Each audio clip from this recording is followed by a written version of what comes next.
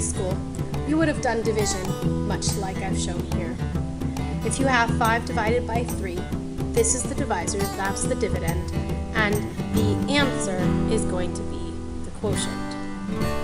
Now to do this using long division, otherwise you could have done this mentally, you have 3 goes into 5 once, but it has a remainder of 2, which means that it has 2 parts of 3 left over that doesn't make an entire 1. 2/3 is not quite 3/3, but it's a little bit less.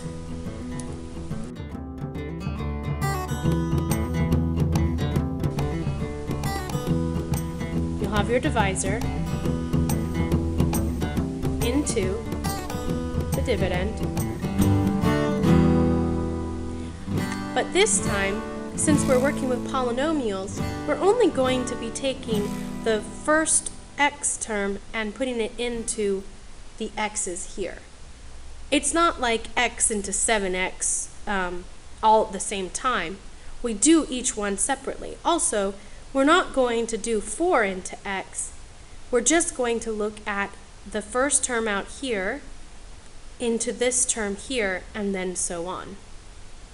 So you have to ask yourself, what times x is equal to x squared? Well, that is x. X times x is equal to x squared.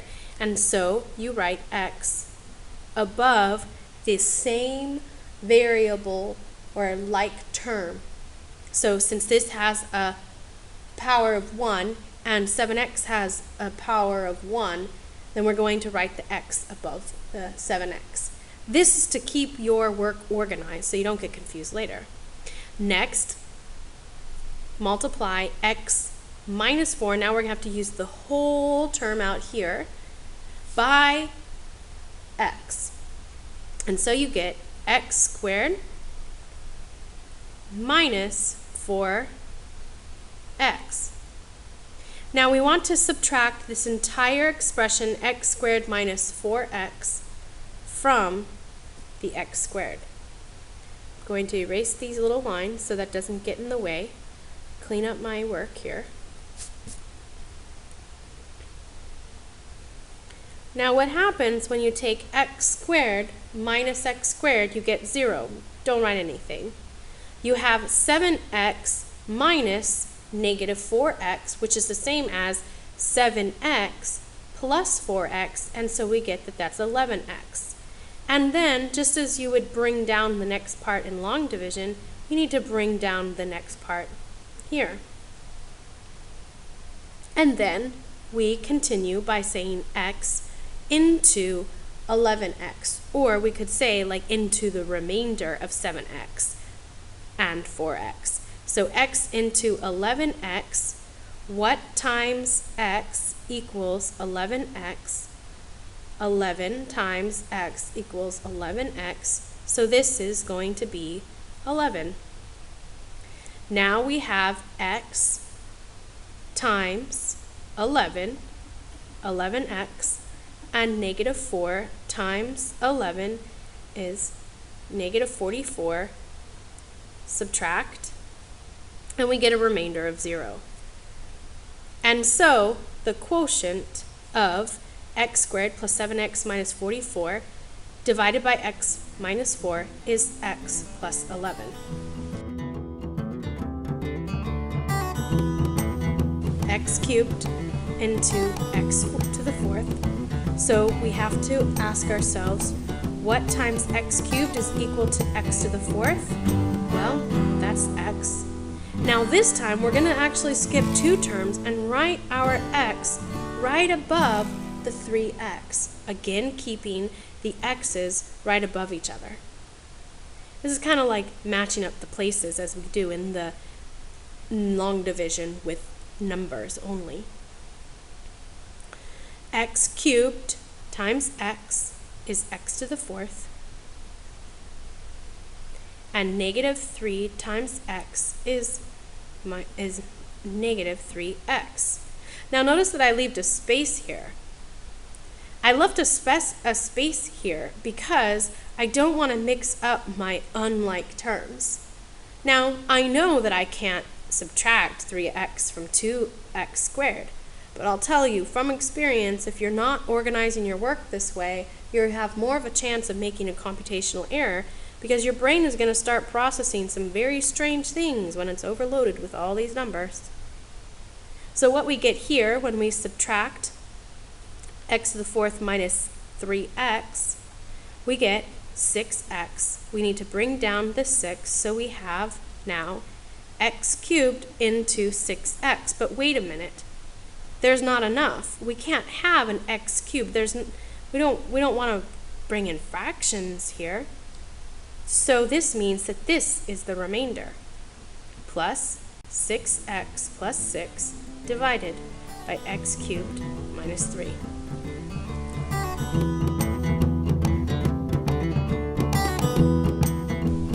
When doing polynomial long division, in order to be successful, there are a few things that you need to keep in mind. I've demonstrated some of these, but I want to emphasize a few more things. First of all, when you have the dividend 12x to the fourth plus 5x to the third plus 3x squared minus 5, there's actually a term here that doesn't follow this descending order of x terms. We have an x to the fourth, so we have a 4, 3, 2, 1 is skipped, and we go straight to 0. Now, this might not seem like a big deal here, but when we're doing division and we're taking the x term into each of the places or each of the powers of to the fourth to the third, we need that extra term. This essentially is 0 times that term, the x to the power of 1, and so we're going to reinsert it into the problem so that we can have a proper quotient at the end and we don't get mixed up with our work. Think of this as a 0 in a placeholder of a number after a decimal. For example, let's say you had 5.102. You don't have a hundredths place, but you still write the 0 in order to hold the place of that because we don't want the number 5 and 12 hundredths. That's not the same as 5 and 102 thousandths. The idea holds here. Let's go through the division as demonstrated before. X into 12x to the fourth goes 12x cubed times 12x cubed times x is 12x to the fourth plus 12x cubed, subtract. Now there I didn't demonstrate this process of how I got 12x cubed. Those of you who still need to see how this was done should probably do some side work of asking yourself what times x is equal to 12x to the fourth. We need an x cubed in order to make up the rest of the factors of x to the fourth, and we need a factor of 12 as well. Then, multiplying using the distributive property, make sure that you multiply this term by both of the terms in the divisor. Next, when we're subtracting, a lot of students can easily subtract the first two terms. These are the same, they're subtraction, it ends up being 0. But the second terms, often students forget about the subtraction and end up adding because they both have a plus or positive.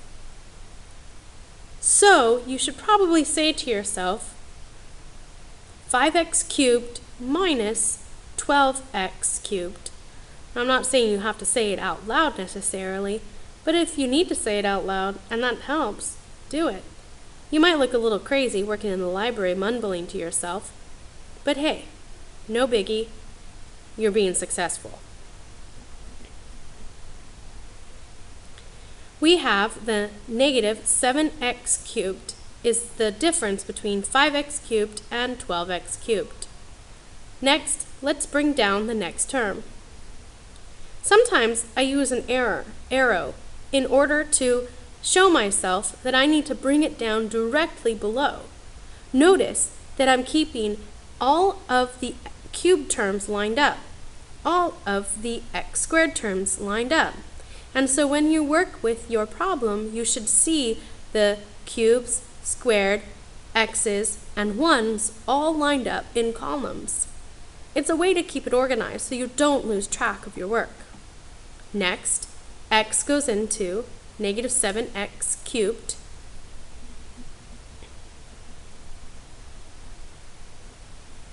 negative 7x squared times negative 7x squared goes above the 3x squared, and then we have negative 7x cubed minus 7x squared. We're going to subtract those terms, and now we have the same term subtracted, 0, and we have 3x squared minus negative 7x squared. That is actually positive 10x squared.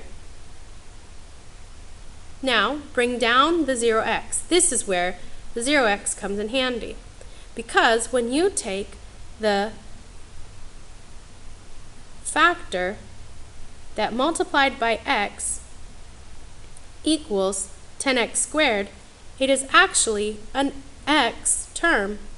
And so now we get an x term even though we have a missing x term in the dividend. It keeps everything nice. Some students have been able to skip this step, but I highly suggest that you don't, because remember, we want to get a quotient. X goes into 10x.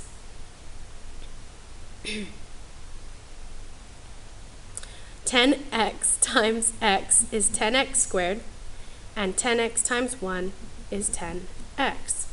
Subtract. Now look, we still end up with an x term, even though we didn't have an x term in the original dividend. Bring down the minus 5, and x goes into negative 10x, negative 10 times. Look at that. It's all turning out to be organized in our columns. Isn't that beautiful? Organization. And so finally we have a remainder of 5. Negative 5 minus negative 10 is the same as negative 5 plus 10, which is 5. And so finally our remainder of 5 goes over our dividend of x plus 1. And so our final quotient is 12x cubed minus 7x squared plus 10x minus 10 plus 5x plus 1. If you find yourself making many computational errors, I'd suggest that you go back and make sure that you have subtracted every single term, that you have written the correct multiple of the first term in order to get each term of the quotient, and finally make sure that you have written your remainder over the dividend if you have a remainder. And make sure that whenever you have missing terms in your dividend, that you have inserted it as a 0 times whatever power of x in order to keep each cube, squared, x, and 1's place properly aligned with the term for each of the descending exponents.